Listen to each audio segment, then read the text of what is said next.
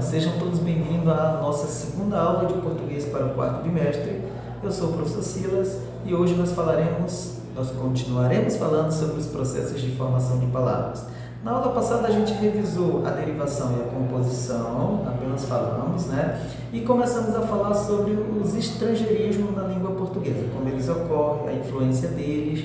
Falamos também sobre a abreviação vocabular ou redução e hibridismo. Hoje nós falaremos sobre onomatopeias, neologismo e siglas, que são outros processos de formação da língua portuguesa. O que são siglas, né? Siglas são palavras formadas na língua portuguesa, onde são empregadas principalmente como redução de nomes de empresas. Então, eu tenho siglas com nomes de empresas, firmas, organizações internacionais, partidos políticos, serviços públicos. Nós temos siglas associadas a associações estudantis, recreativas. Então, observe que algumas siglas elas ganham tanta força no uso do cotidiano que são tratadas pelos falantes como se fossem substantivos. E muitas vezes o significado original dessas siglas apaga-se da memória dos falantes. A partir das siglas também formam-se outras palavras por derivação. Então, por exemplo, nós temos a sigla AIDS, né? Que é uma sigla que, traduzido para o português, aquela doença chamada de Síndrome da Imunodeficiência Adquirida, ou AIDS. E veja que, a partir dessa sigla, eu formo uma outra palavra da língua portuguesa.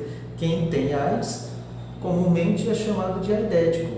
Então, observe que nós temos aí algumas siglas, IPTU, Imposto Territorial, Imposto Predial Territorial Urbano, nós temos a OTAN, a USP, que é a Universidade de São Paulo.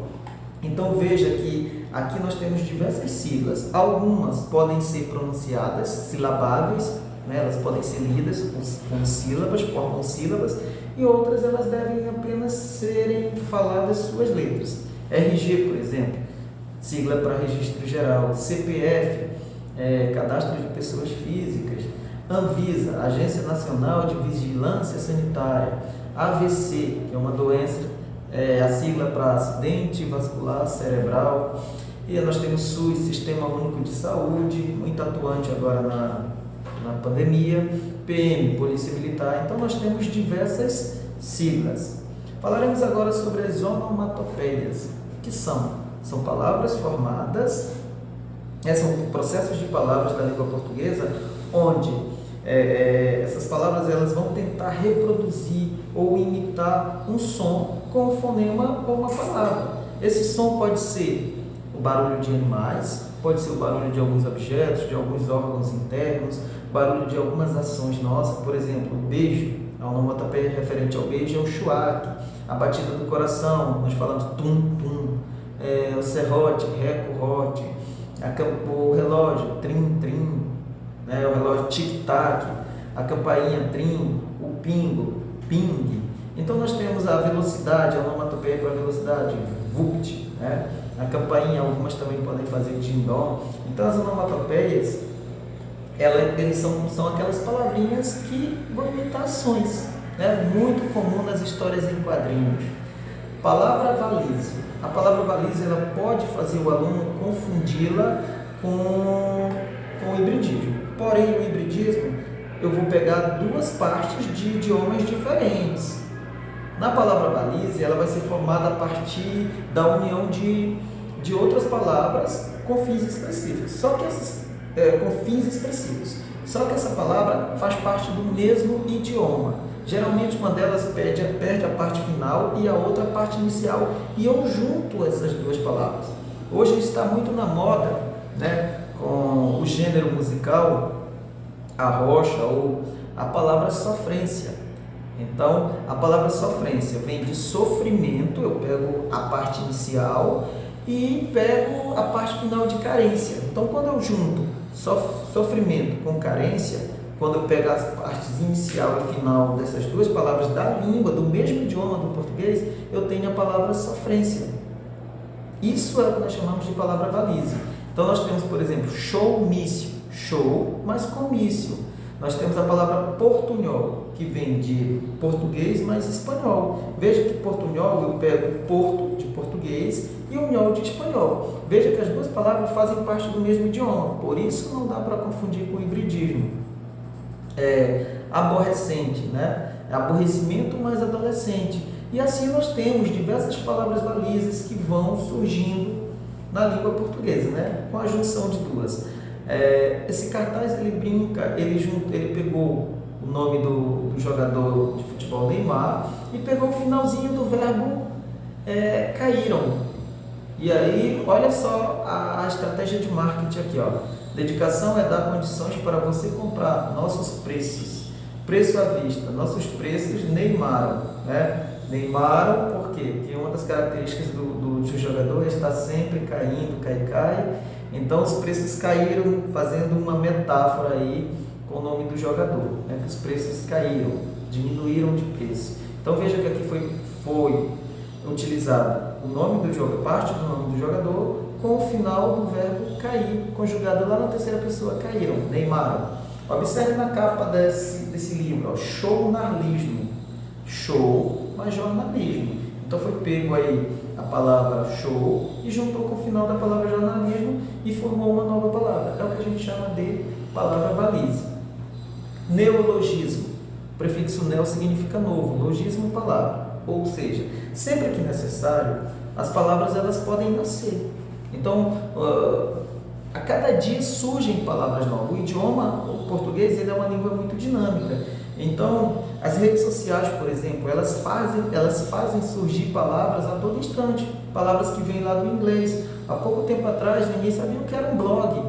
E quem mexe com blog é o blogueiro, né? Quando você está conectado na internet, você está plugado. Observe que a palavra blogueiro, plugado, Twitter, o twitteiro, twittar, são palavras das redes sociais, né? No meio que nasceram, surgiram nas redes sociais. E essas palavras elas são chamadas de neologismo. Quando você pega o teu celular, tu pode fazer um print, tirar uma foto ali, fazer um recorte de uma imagem que você queira. Então a palavra print, printar, são neologismos. E constantemente na língua portuguesa e nos demais idiomas vão surgindo palavras. Sempre que surge uma palavra nova, essa palavra ela é considerada um neologismo. Nós temos 3 tipos de neologismo: o neologismo lexical, o neologismo sintático e o neologismo semântico. Observe aqui o poema de Manuel Bandeira. Beijo pouco, falo menos ainda, mas invento palavras que traduzem a ternura mais funda e mais cotidiana. Inventei, por exemplo, o verbo te adorar, intransitivo. Te adoro, Teodora. Então, observe que ele juntou o pronome te, mais o verbo adorar, e formou uma nova palavra que, dentro desse contexto poético, ele assume uma nova definição, né? Ele possui um novo sentido. Então, o neologismo lexical indica uma palavra nova, criada para indicar um novo conceito. Por exemplo, há pouco tempo atrás, ninguém utilizava a palavra deletar no sentido de apagar. Então, deleta isso da memória, deleta isso no computador. Estou pedindo para que você apague. Escanear, né? Então, escanear é quando você digitaliza um documento, uma foto, uma imagem qualquer. Clicar é pressionar no botão do mouse.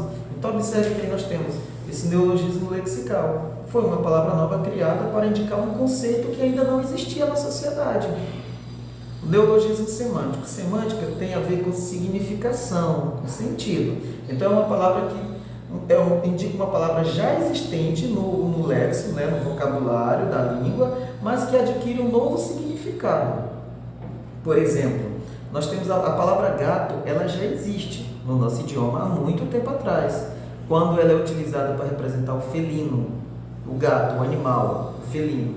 Porém, quando eu utilizo a palavra gato no sentido de desvio de energia elétrica, eu estou dando um outro sentido para essa palavra. Nesse caso, eu chamo essa palavra de neologismo semântico, porque dentro desse contexto de significação, a palavra gato não é o felino. Quando eu digo o homem fez um gato na residência, ou seja, ele está desviando a energia elétrica. Então, nesse sentido, é o neologismo semântico. O neologismo sintático são resultados da organização de um novo vocábulo. Supõe-se a combinação de elementos já existentes na língua com a derivação ou a composição. Vamos entender. A não informação conduz o homem à caverna. João Paulo II reinventa a igreja papalizando com êxito. A Operação Desmonte é uma invenção política e mentirosa. Observe que não informação, papalizando, Operação Desmonte, são palavras que já existem no idioma, porém, papalizando, ele se deriva de papa. Então, é uma ação feita pelo papa. Quando eu coloco ela nesse contexto, ela ganha um novo sentido, e é uma palavra nova.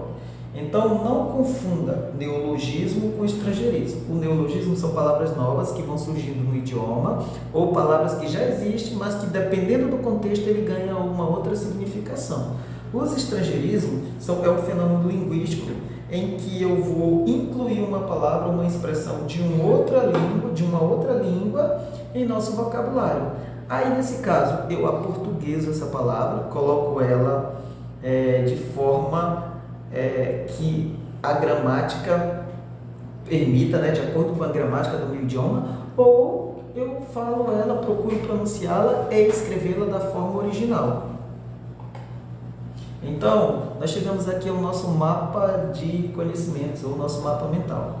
Nós falamos hoje sobre alguns processos de formação de palavras, hoje nós falamos sobre o neologismo, os estrangeirismos, as palavras balizes, onomatopeias, abreviação e siglas. E a gente percebe que, além da derivação e a composição, que são os principais processos de formação de palavras na língua portuguesa, esses outros processos ele tem uma importância muito grande, principalmente as palavras, os estrangeirismos e os estrangeirismos de origem inglês, Com o advento da informática, hoje quem não sabe nada de um outro idioma, ele acaba ficando um pouquinho para trás.